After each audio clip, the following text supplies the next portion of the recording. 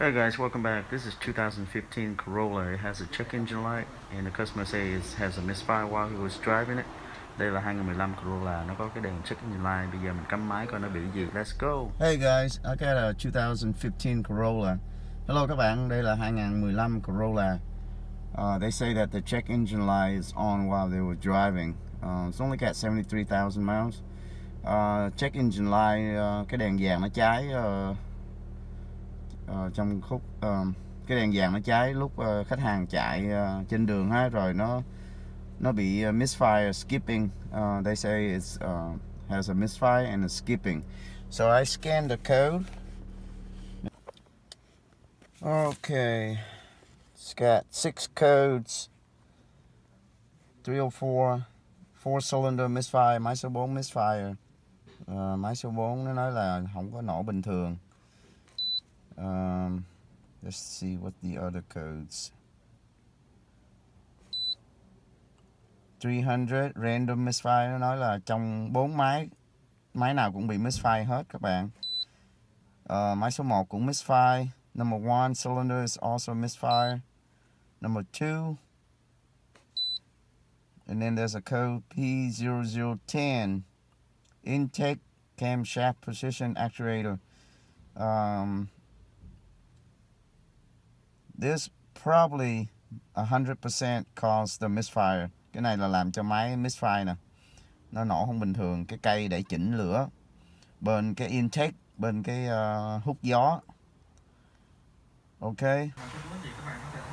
Okay. This is the cam adjuster. There's 2 of them, one on the intake. This is intake. Cái cam adjuster là cái cục này đây các bạn. Bên exhaust là cục bên đó mà nó hư cục bên đây. It's the problem, this one right here. Alright, I already checked the oil. There's enough oil there. Mình có check nhớt rồi, nhớt còn đầy đủ. So cái đó hệ thống để nó control lửa đó.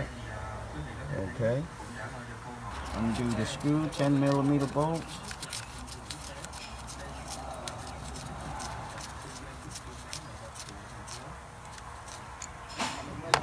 Con bồ lon số 10 nữa các bạn.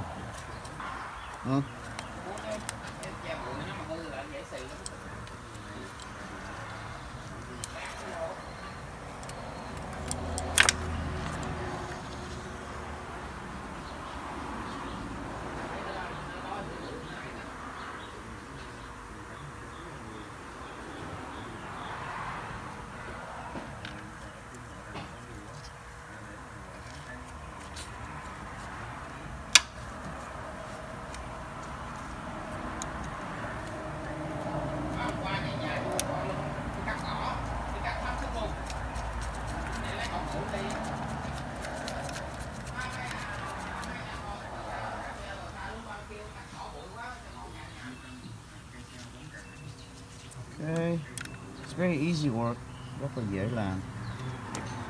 That's it. After we're done, reset the light, reset cái đèn.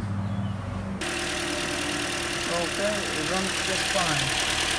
With the new cam adjuster solenoid. Chạy rất là tốt, cũng như chưa bị.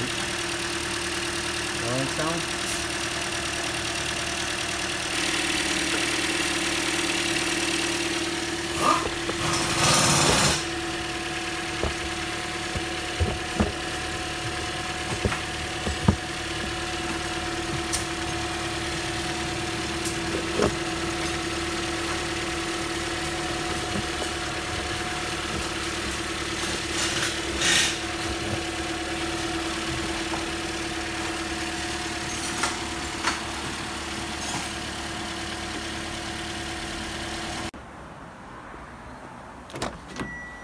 The light, mình clear nó, cắm máy vô mình clear mới được.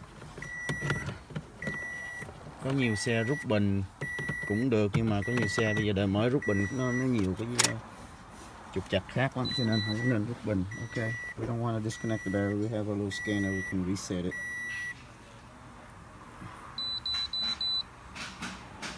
Okay, yes, clear. Start. See? Now we can start it up. It should go away.